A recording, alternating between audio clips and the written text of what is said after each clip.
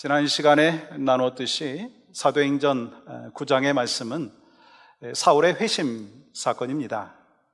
그리고 오늘 본문에는 우리 베드로의 회심 사건이 기록이 되어 있습니다. 사실 우리는 사울의 회심에 대하여 참 많이 주목을 하죠. 근데 오늘 본문에 보면 우리에게 또 다른 회심, 즉 이 베드로의 회심이 얼마나 중요한가라고 하는 것을 이야기합니다. 이 사도행전 9장과 사도행전 10장의 말씀을 보시면 이 두 회심이 다 중요하다라고 하는 것을 이야기하고 있죠.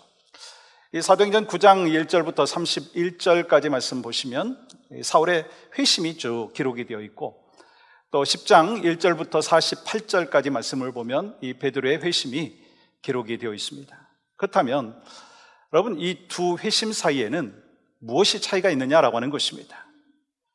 사울의 회심은요, 예수 믿지 않던 사람이, 예수님을 핍박하던 사람이 예수 만나고 변화되어서 이제 예수 그리스도의 복음을 전하는 아주 놀라운 극적인 변화의 모습을 말하고 있습니다. 근데 이 베드로의 회심은 이미 예수님을 믿은 자에게 일어난 사건이에요. 베드로는 예수님의 제자였고 복음을 전하는 사도였습니다. 그렇지만 여전히 자기 생각과 자기 편견과 그리고 고정관념이 자리 잡고 있었어요. 하나님께서는 그 베드로의 그 견고한 틀을 깨트리시는 것을 보게 됩니다. 우리는 교회에서 또 신앙의 여정을 걸어가면서 이 사울과 같은 회심이 있기를 기도합니다. 예수 믿지 않던 사람이 예수 믿고 구원받고 하나님의 백성이 되는 거 정말 할렐루야입니다. 그런데 동시에 이미 예수 그리스도를 믿는 우리 안에도 베드로처럼 하나님의 뜻을 가로막고 있는 견고한 자기 생각, 편견, 고정관념이 있다라고 하는 것을 기억해야 한다는 거예요. 그래서 하나님은 베드로의 편견과 고정관념을 내려놓고 그 다음에 사용하시는 것을 보게 됩니다. 여러분, 그러니까 우리는 사울의 회심을 통해서 믿지 않는 자가 변화되기를 소망하죠. 근데 우리 교회 안에서도 그러한 역사가 일어날 뿐만 아니라 동시에 이미 믿음으로 거듭난 하나님의 백성으로 우리가 살아가면서 혹시 갖고 있는 자기 편견과 고정관념이 있음으로 인하여 그것에 붙들려 살고 있는 그 모습을 하나님이 원치 아니한다라고 하는 것입니다. 그래서 하나님께서는 내 기준으로 세운 내 성격, 내 기질, 내 편견, 내 고정관념을 내려놓기를 원하신다는 거예요. 근데 우리는 너무나 잘 알고 있습니다. 고정관념, 편견 내려놔야죠. 하나님의 뜻대로 살아가야죠. 근데 그게 알기는 하는데 쉽지가 않다는 거예요. 그러나 베드로가 이방인에 대한 편견과 고정관념을 내려놓지 못했다면 여러분 어떤 일이 벌어졌겠어요? 이방 선교가 시작되지 않았을 것입니다. 그러니까 우리가 내 편견과 고정관념을 내려놓지 못한다면 하나님의 일을 감당할 수가 없다라고 하는 것을 말씀하는 거예요. 이 사도행전 10장은요, 이 이방인 고넬료의 이야기로 시작이 됐죠. 함께 나눴듯이 로마 백부장이었습니다. 하나님을 경외했어요. 기도하는 사람이었습니다. 그가 기도하던 중에 하나님의 천사로부터 베드로를 초청하라고 하는 명령을 받고 천사가 떠나자 고넬료는 즉시 순종하여 자기 종들을 베드로에게 보냈죠. 여러분, 이 사건의 그 내용을 보시면 이 이방인 그 선교에 이 테이프 커팅을 하는 것과 같은 이 신약에서의 이방인의 첫 구원의 사건이 일어나는 것을 보게 됩니다.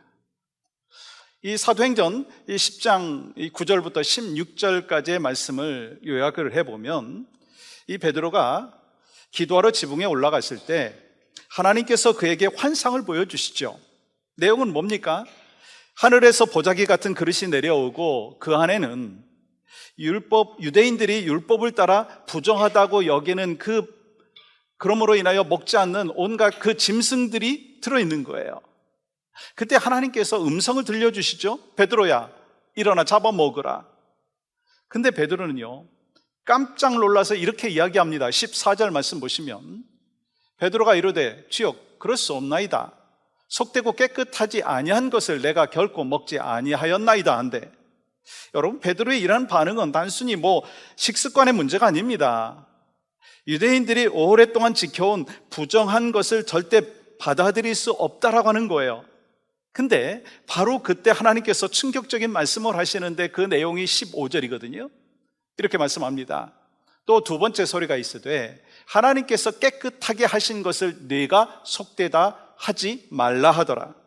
여러분, 이 환상은 단순히 음식을 먹을 수 있느냐 없느냐 그 문제가 아니라고 하는 거예요. 이거는요, 이 구약의 율법 시대가 끝나고 신약의 은혜 시대가 시작되었다라고 하는 것을 지금 말씀하고 있는 것입니다. 예수 안에서 참된 은혜 시대가 열린 거예요. 그러니까 이제 복음은 유대인에게만 제한되어 있는 것이 아니라 이제 이방인에게도 전해야 된다라고 하는 것이고 온 세상에 복음이 선포되어야 된다라고 하는 것을 말씀하는 것입니다. 그렇다면 이 새로운 시대를 누가 선포해야 됩니까? 이 마태복음 16장의 말씀에 보면 예수님께서 베드로에게 내가 이 반석 위에 내 교회를 세우리라 말씀하셨죠. 그러면서 천국의 열쇠를 맡겨주셨어요. 그러니까 초대교회 중심에는요 베드로가 있었고 그가 이방 선교의 문을 열고 하나님의 뜻을 선포해야 했습니다. 근데 하나님께서 성령 충만한 베드로에게 3번씩이나 말씀으로 환상을 보여주셨음에도 불구하고 자기 생각을 내려놓지 못하고 이 율법의 오랜 습관과 고정관념에 매여있는 모습을 볼 수 있다고 하는 거예요. 그렇다면 우리의 모습은 어떤가라고 하는 거예요. 여러분과 저의 모습은 어떤가 하는 것입니다. 우리도 예수 그리스도를 구주로 영접하고 하나님의 사람으로 살죠. 그렇지만 하나님의 뜻이 내 안에 역사하시고 또 하나님의 뜻대로 날마다 살아가야 되는데 우리의 모습 가운데 내 뜻이, 내 주장이, 내 고정관념이, 내 편견이 먼저 자리 잡음으로 인해서 하나님의 뜻에 순종하지 못하는 모습이 있지 아니하냐라고 하는 것입니다. 그렇기 때문에 여러분과 저의 삶의 모습 가운데 한 가지 꼭 이루어야 되는 부분이 있습니다. 그건 뭐냐면 끊임없는 변화의 역사가 있어야 한다라고 하는 거예요. 하나님의 말씀 앞에서 내 자신을 내려놓고 새로운 길로 하나님께서 인도하시는 그 길을 걸어가야 된다라고 하는 거예요. 이를 위해서 주님의 음성을 듣고 그 음성대로 순종하며 나아가는 그 사람이 바로 여러분과 제가 될 수 있기를 주의 이름으로 간절히 소망합니다. 여러분, 베드로가 본 환상은 하나님께서 이방인 고넬료에게 복음을 전하라고 하는 명령이었습니다. 하나님의 명령은 가라 라고 말씀하셨지만 베드로는요 못 갑니다. 버티는 거예요. 여러분, 여기서 중요한 진리를 깨닫습니다. 하나님께서는요 베드로의 이 고정관념을 깨뜨리지 아니하고서는 그를 사용하지 아니하신다라고 하는 거예요. 여러분, 베드로는요 누굽니까? 우리가 너무 잘 알듯이 예수님의 수제자입니다. 또한 성령 충만한 설교자입니다. 그가 설교했을 때 정말 몇천 명이 주님 앞으로 돌아오는 역사가 있었습니다. 기적도 행했습니다. 그런데 여전히 자기 기준과 고정관념에 갇혀 있다는 거예요. 먹으라, 못 먹겠습니다. 가라, 못 가겠습니다. 근데 하나님은요 그를 포기하지 아니하시고 끝까지 그를 인도하셔서 순종케 하시는 것을 보게 됩니다. 근데 정말 감사한 거는요 지금도 하나님께서는 그렇게 일하신다라고 하는 것입니다. 하나님께서는 우리 안에 있는 편견과 고정관념을 깨트리시고 내려놓게 하시고 하나님의 뜻을 이루는 축복의 통로로 여러분과 저를 사용하신다라고 하는 것입니다. 만약에 이런 생각을 해봤어요. 하나님께서 목사인 저에게 사명을 주시는데 3번씩이나 환상을 보여주시면서 말씀하셔야만이 겨우 순종한다고 생각해 보십시오. 참 저는요 하나님이 보시기에 쓰기 힘든 그런 목사일 것입니다. 하나님께서 괜찮다 가라 말씀하셨는데 그래도 못 갑니다 라고 하는 거예요. 사실 이 모습은요 베드로의 삶 가운데 여러 번 있었습니다. 근데 그런 베드로를 하나님께서는 포기하지 아니하시고 끝까지 이끄시는 주님의 은혜가 있었다는 거예요. 저는 그 은혜가 이 베드로에게만 있는 것이 아니라 여러분과 저에게도 동일하게 있어야 될 줄 믿습니다. 그러므로 하나님께서 여러분과 저를 바꾸시고자 하실 때 우리의 편견과 나의 고집과 나의 고정관념을 내려놓고 순종할 수 있는 믿음의 여정이 우리의 삶의 여정이 되어야 될 줄 믿습니다. 그럼 마태복음 16장에 보시면 베드로가 이런 고백을 하죠. 아주 유명한 고백입니다. 우리 모두가 기억하죠. 저는 그리스도시요 살아계신 하나님의 아들입니다. 그 고백을 하죠. 정말 정통적인 신앙의 고백입니다. 그때 주님이 뭐라고 말씀하십니까? 그를 칭찬하시죠. 근데 그 칭찬하시고 난 뒤에 주님이 뭐라고 말씀하시느냐면 십자가의 고난에 대해서 말씀하십니다. 그때 이 베드로가 즉시 이렇게 반응을 합니다. 주님, 절대로 그런 일이 일어나서는 안 됩니다. 주님, 그런 일이 일어나서는 아니 될 뿐만 아니라 일어나지 않을 것입니다. 예수님께서는 하나님께서 뜻하신 것을 이루고자 하시는 것이 지금 선포되어졌는데 베드로는 제 생각에는요 그렇지 않습니다, 옳지 않습니다, 절대 그런 일이 일어나지 않을 것입니다 라고 얘기하는 거예요. 여러분, 오늘 본문에 보시면 이 베드로 정말 귀한 사람이죠. 그렇지만 늘 자기 생각이 너무 강하다는 거예요. 자기 주장, 자기 고집, 심지어는요 하나님보다 자기가 더 잘 알고 있다는 듯한 모습이 나타나는 거 아닌가라고 하는 것입니다. 여러분, 저는 오늘 이 말씀을 묵상하면서 여러분 말씀을 지금 들으시면서 무슨 생각을 하십니까? 이 말씀은 베드로에게만 리밋되는 것이 아니라고 하는 것입니다. 이 말씀은 여러분과 저에게 공통적으로 주시는 말씀인 줄 믿습니다. 그러니까 우리는 성경 말씀 속에서 누구를 발견해야 되겠습니까? 베드로를 발견할 뿐만 아니라 내 자신을 발견해야 된다는 거예요. 여러분, 베드로는 기본적으로 괜찮은 사람이었습니다.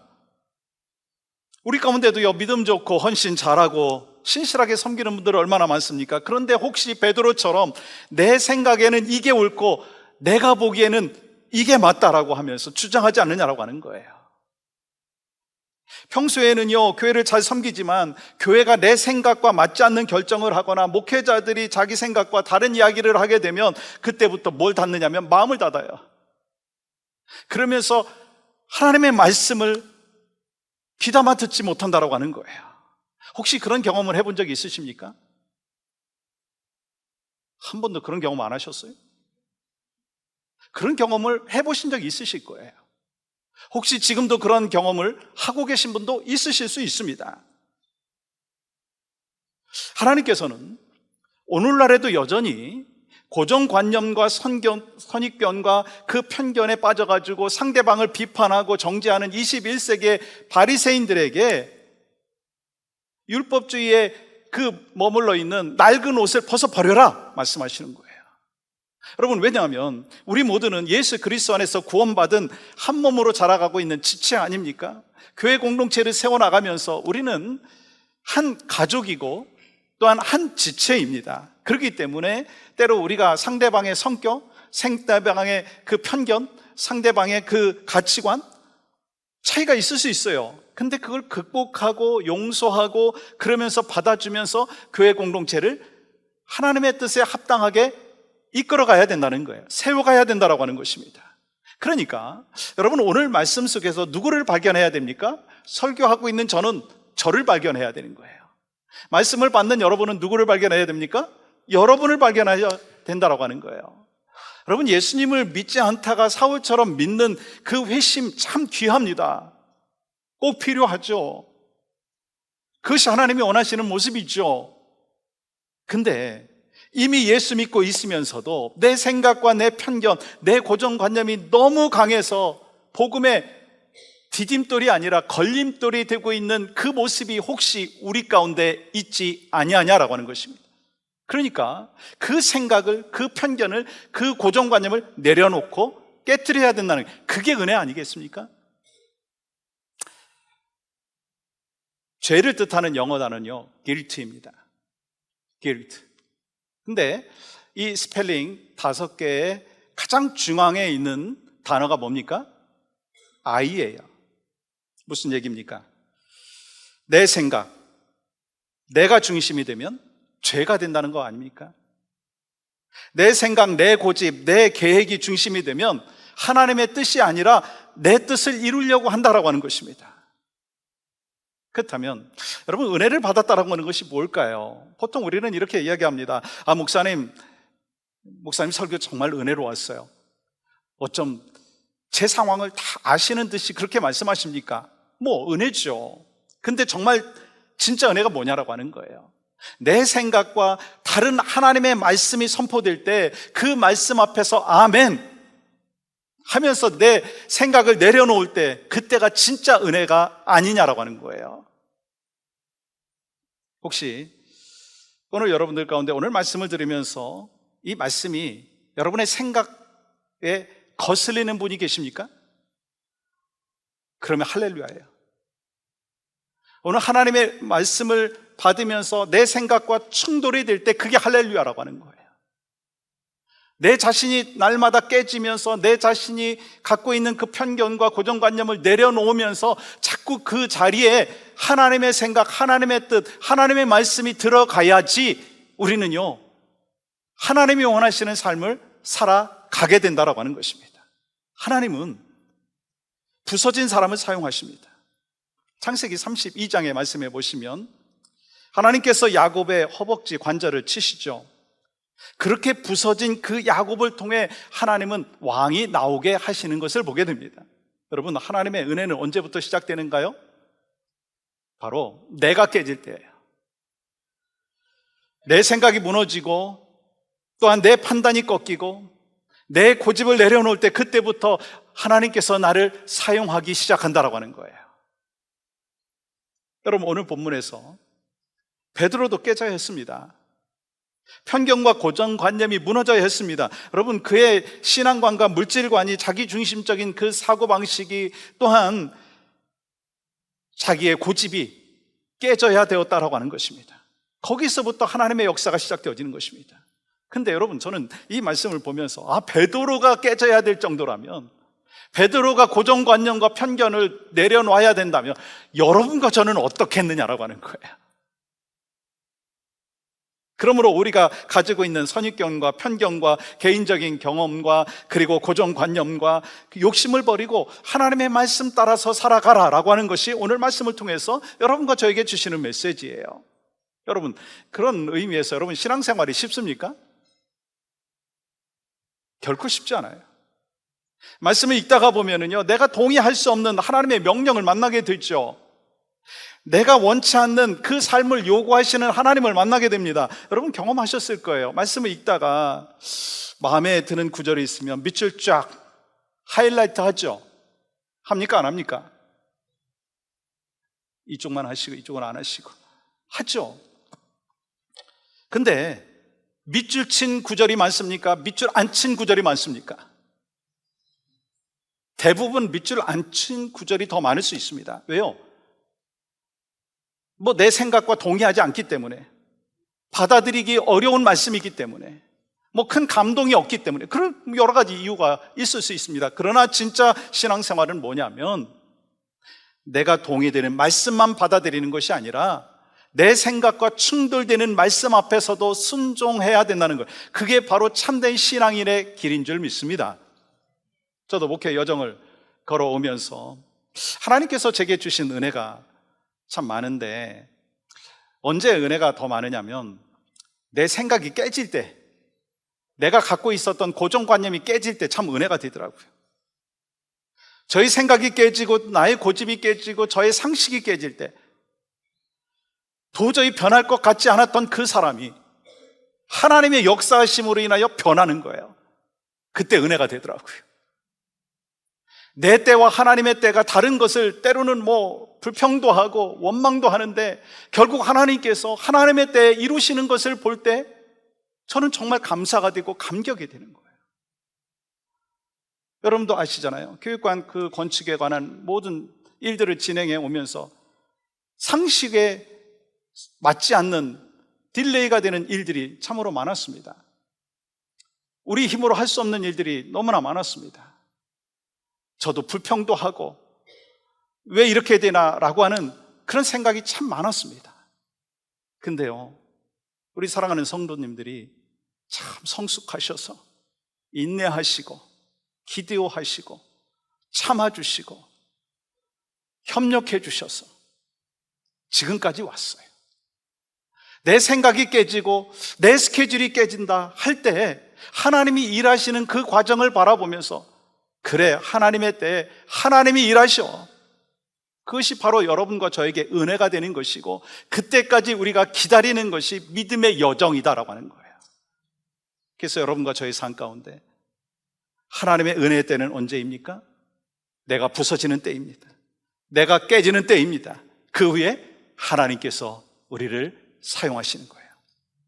다시 본문으로 돌아가 보겠습니다. 하나님께서 베드로를 깨뜨리며 이렇게 말씀하시죠. 15절 말씀 볼까요? 또 두 번째 소리가 있으되 하나님께서 깨끗하게 하신 것을 내가 속되다 하지 말라 하더라. 하나님이 깨끗하게 하신 음식이든 사람이든 우리는 더럽다고 말해서는 안 된다는 거예요. 어떤 죄인이라고 한다 할지라도 예수 그리스도의 이름으로 예수 보혈의 공로로 용서받고 깨끗하게 된다라고 하는 거예요. 그런데 우리는 그 사람의 과거를 알고 있을 때 여전히 그를 정죄할 때가 있지 아니하냐라고 하는 것입니다. 어느 수녀원에 새로 들어온 수녀가 있었습니다. 근데 다른 수녀들이 그 새로 들어온 그 수녀의 과거를 알면서 뒤에서 씹기를 시작을 했어요. 매춘부로 일하던 여자가 수녀가 되었대. 그 이야기가 그 수녀원에 쫙 퍼졌습니다. 이 소문을 결국 원장 수녀가 듣게 되었어요. 그리고 원장 수녀는 모든 수녀들을 불러 모아가지고 이야기합니다. 그 모든 수녀들에게 이만한 주머니를 주면서 이 주머니에다가 들판에 나가서 돌들을 주워 오십시오. 그리고 새로 들어온 그 매춘부의 커리어를 갖고 있는 그 수녀에게는 돌 하나만 가져오십시오 라고 이야기를 했습니다. 그래서 이 수녀들이 주머니에다가 돌들을 가져온 거예요. 이곳저곳에서 막 모아가지고 20개, 30개 이렇게 가지고 왔죠. 그리고 그 새로 들어온 그 수녀는 돌 하나를 가져왔습니다. 그 뒤에 원장 수녀가 이야기합니다. 이제 그 돌들을 제자리에 갖다 놓으십시오. 근데 하나 가져온, 큰 돌 가져온 그 수녀는 자기가 어디서 가져왔는지 분명히 알았기 때문에 올바로 갖다 줄 수 있었습니다. 근데 20, 30개 가져온 그 돌들을 어디다 제대로 갖다 놔야 될지 모르는 거였습니다. 여러분, 무슨 의미가 있느냐라고 하는 거예요. 우리는 큰 죄를 저질렀을 때는 저 인간 죄인이야 라고 하지만 작은 죄들을 우리가 바라보면서 저 정도는 뭐 죄도 아니야 라고 하는 생각을 가질 수 있다고 하는 거예요. 기억에 남는 거, 정말 살인사건, 큰 도둑질, 그런 것만 죄라고 생각하고 하나님의 뜻에서 어긋난 자그마한 죄는 죄가 아니라고 생각하는 경향이 있다고 하는 것입니다. 그러면서 다른 사람의 큰 과거의 잘못에 대해서 정죄한다라고 하는 거예요. 그렇지만 하나님께서 분명히 뭐라고 말씀하셨습니까? 내가 깨끗하게 한 것을 내가 속되다 하지 말라. 하나님께서 용서하신 사람, 예수 그리스도의 십자가의 보혈로 정결하게 한 사람 다시 정죄해서는 안 된다라고 말씀하시는 거예요. 여러분, 우리가 깨지고 낮아지는 자리에서 하나님의 은혜가 임한다라고 하는 사실을 너무나 잘 알고 있습니다. 내가 무너질 때 주님이 일하십니다. 내 편견과 고정관념을 내려놓을 때 하나님 나라가 임하시는 거예요. 근데 여러분, 우리는 기억조차 못하는 수많은 죄를 짓고 살아가고 있습니다. 그렇지만 하나님 앞에서 큰 죄든지 작은 죄든지 구분이 없다는 거예요. 내가 기억하지 못하는 모든 죄도 예수 그리스도의 은혜로 용서받았듯이 세상 사람들 죄된 모습들에 대하여 손가락질하지 말자라고 하는 거예요. 그러한 믿음이 여러분과 저에게 있기를 간절히 소망합니다. 주님께서 깨끗하게 하신 사람을 우리가 감히 더럽다 말하지 말라라고 하는 것이죠.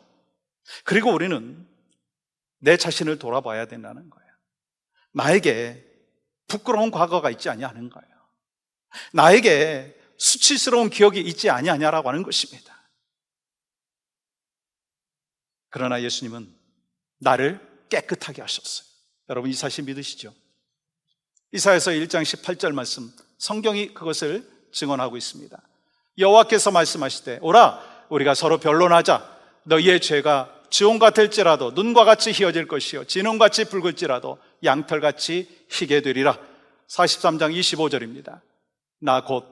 나는 나를 위하여 내 허물을 도말하는 자니 내 죄를 기억하지 아니하리라. 시편 103편 12절입니다. 동이 서에서 먼 것 같이 우리의 죄과를 우리에게서 멀리 옮기셨으며, 고린도후서 5장 17절 한 목소리로 같이 읽겠습니다. 시작. 그런즉 누구든지 그리스도 안에 있으면 새로운 피조물이라. 이전 것은 지나갔으니 보라 새 것이 되었도다. 한 구절 더 읽을까요? 로마서 8장 1절 2절입니다. 시작. 그러므로 이제 그리스도 예수 안에 있는 자에게는 결코 정죄함이 없나니 이는 그리스도 예수 안에 있는 생명의 성령의 법이 죄와 사망의 법에서 너를 해방하였음이라. 아멘. 사랑하는 여러분, 나도 내 옆에 있는 사람도 예수 그리스도 안에서 깨끗해진 하나님의 자녀가 되는 줄 믿습니다. 이제 다시 본문으로 돌아가 보겠습니다. 고넬료가 보낸 사람들이 베드로를 찾아갔을 때 그들은 여전히 환상의 의미를 이해하지 못한 채 깊은 생각에 잠겨져 있었어요. 그것이 19절의 말씀이거든요. 베드로가 그 환상에 대하여 생각할 때, 여러분, 베드로가 혼란스러운 마음으로 하나님의 뜻을 헤아리려고 할 때 다시 말씀합니다. 일어나 내려가 의심하지 말고 그들과 함께 가라. 베드로는 주님의 명확한 명령 앞에서 드디어 순종하여 고넬료의 집으로 가는 것을 보게 됩니다. 고넬료의 집에 도착한 베드로는 그동안 하나님께서 고넬료에게 어떻게 역사하셨는지를 듣고 진리를 깨닫는데요, 그 내용이 34절과 35절의 말씀입니다. 베드로가 입을 열어 말하되 내가 참으로 하나님은 사람의 외모를 보지 아니하시고 각 나라 중 하나님을 경외하며 의를 행하는 사람은 다 받으시는 줄 깨달았도다.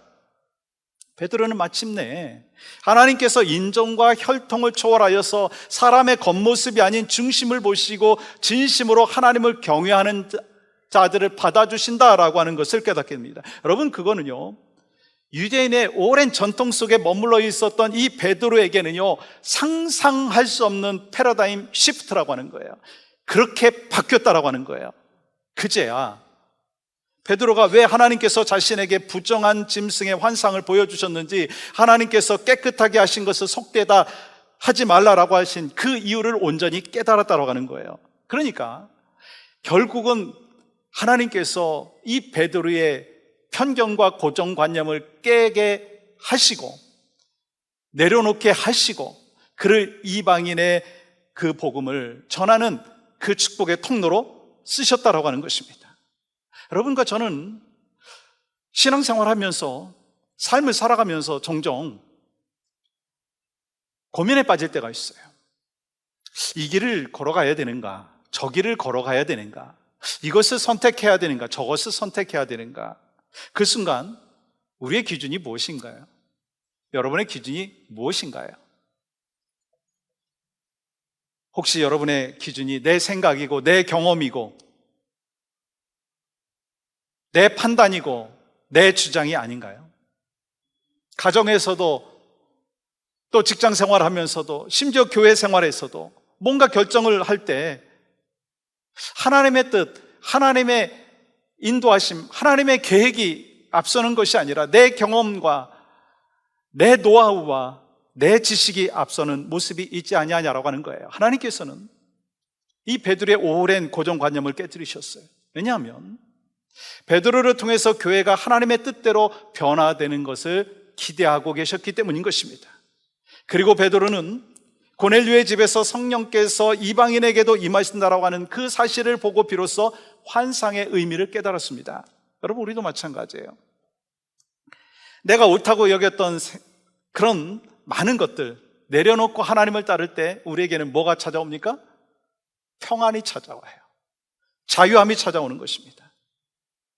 내 생각을 붙들고 살면 불안이 찾아오고 두려움이 찾아오는 것입니다.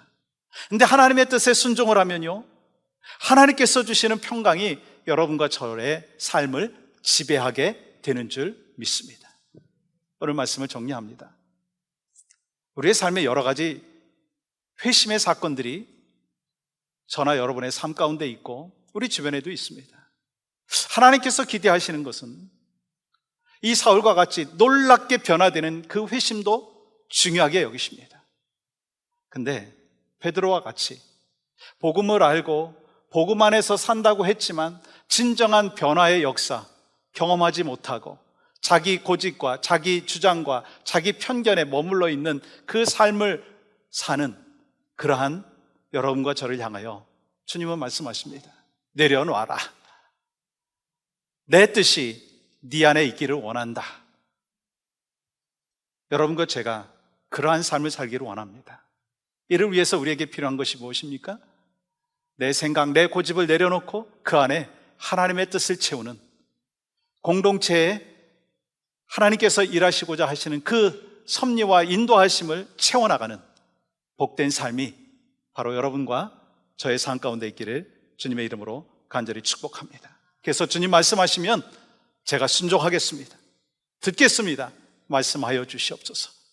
그 믿음으로 살아가는 여러분과 제가 되기를 주님의 이름으로 간절히 축복합니다.